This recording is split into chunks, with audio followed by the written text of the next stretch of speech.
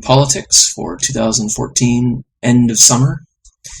I got this book as a gift from a friend, my birthday actually. Charlie Wilson's War by George Crile.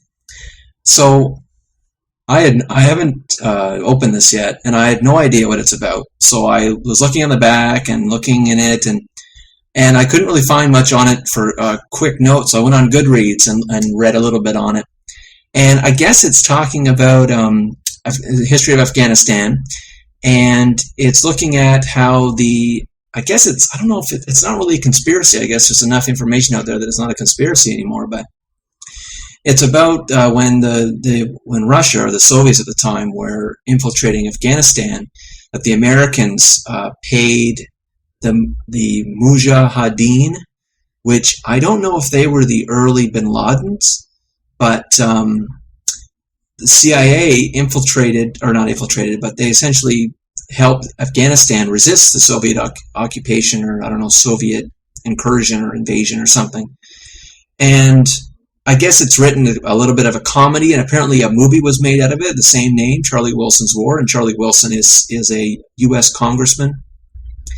And it talks about how Charlie Wilson kind of orchestrated all of this and helped Afghanistan block the Soviets, but then they also created a terrorist group that later attacked the U.S., because I think most people now have heard, I don't think it's news to anyone to hear that the CIA had trained bin Laden and company. That was in the Soviet days. That was, I think, I don't know if I should say the 80s, but that might be way off. But and then later on, this group then hit the U.S. So anyways, it's no longer a strange idea. It's actually the case. So this book is, I guess, about all that. And like I said, it's written, I guess, very comically. As one Goodreads reviewer said, this is about the only book you can get on the history of Afghanistan that actually you might want to read and you might enjoy reading. So that should be interesting. I don't have a lot of books on that, so that's great. And that's very recent history. So here's a book I did get an order from Better World Books. I think I ordered about 20 books. There were $2.50 each, and free shipping, which is fantastic. And so here's some of them now.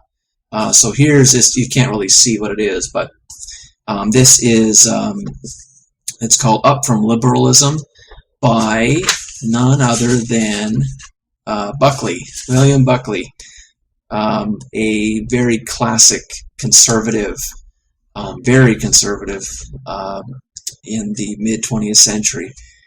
So I'm curious. I wanted to see, okay, I'll read Buckley at his best. Give me his best work in politics. Let me see the best case for modern conservatism. So apparently this is Up from Liberalism is his defense of conservatism from liberalism. And I got to say that when I was younger, I thought the liberals and I thought the progressives were the educated people. I thought they were the ones that were moving forward, that conservatives were traditional and they just wanted to keep everything the same. They didn't want to change anything, and they were clenching their history and not wanting things to change. And so I thought that, okay, so they're the dumb ones, they're the hicks. The liberals and progressives must be the educated people who are trying to make change, and they know how to do it, and they're very educated, and just like the Soviets were a collection of intellectuals that were going to design society and everything like that. And then over time, and getting more educated and more intelligent, I found that no, liberals are like a mass of sheep. They just run to any crisis, and they want to do something now, action, before any thought, before what the consequences might be. And then I was reading in Tom Sowell, and Thomas Sowell was essentially saying, look, liberals run off a cliff. They don't think what they're doing. They don't see what the economic, for Thomas Sowell as an economist, they don't see the economic consequences of all these social programs. And anyways, from all of that kind of stuff, I just saw, no, it's the complete opposite. And liberals often don't know the other side. They only know their position. And they also use words like you're a racist or you're sexist, and they just do that, and it's just awful. So I've found out that liberals are really more knee-jerk reaction people, and they're very passionate. They see injustice and they want to change it, but they are not. You know what? They're great for pointing out things that are maybe bad, but do not go to them for solutions.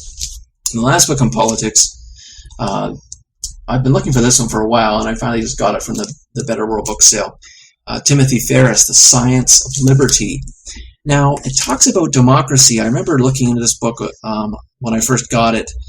It talks about democracy, but also science. I think it's almost saying that, maybe I'm going to look into this for a second and then tell you, but I think it's talking about how science is actually proving that democracy is the right form of government. So I just looked into this book a little more. It says that the thesis is that the point of view of science, or thinking about the world with science or through science, makes for a freer world. It makes for democracy, and it makes for, it even says that the Declaration of Independence of the U.S. Is written like a scientist would write it. And I thought that's interesting because I'm not so sure whether science is a freeing discipline. It may be from the perspective of religious tradition and religious kind of stasis.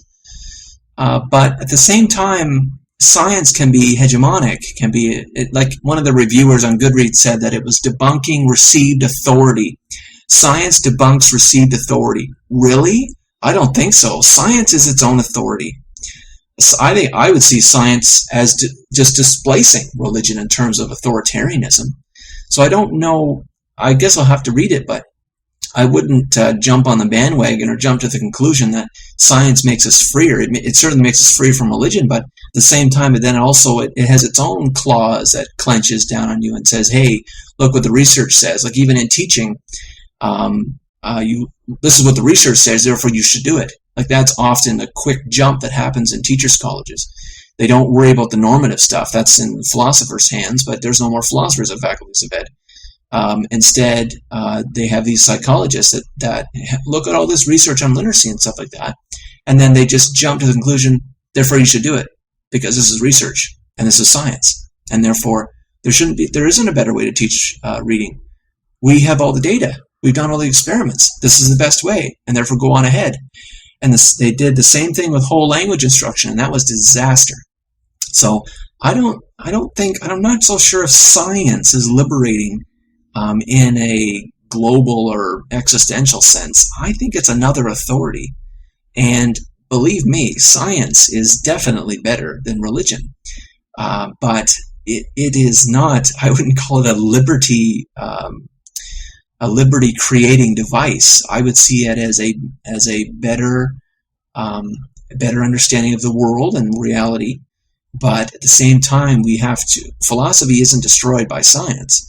We still have to discuss all kinds of normative claims, and so this is the case. That doesn't mean that we should do it. There's other reasons why we would do it. Just because we know that something is true does not mean that we would do that in that case. We would have to also assert that value of doing it is also good, and that's not a scientific claim. So I'd be curious to see what he says, but it might be really a misappropriated argument. He might just be railing against religion. He might cite all kinds of examples of how religion has been bad, and prejudice and orthodoxy, and all kinds of traditions and practices that are old and they don't work, and science says we shouldn't do them. That's true, that happens. But at the same time, then science asserts its own conclusion or its own prescriptions. And so what do we hate the prescriptions from religion. We hate the moralizing of religion. But do we love the prescription of science? So that should be an interesting book. So that's it for politics. So now on to philosophy.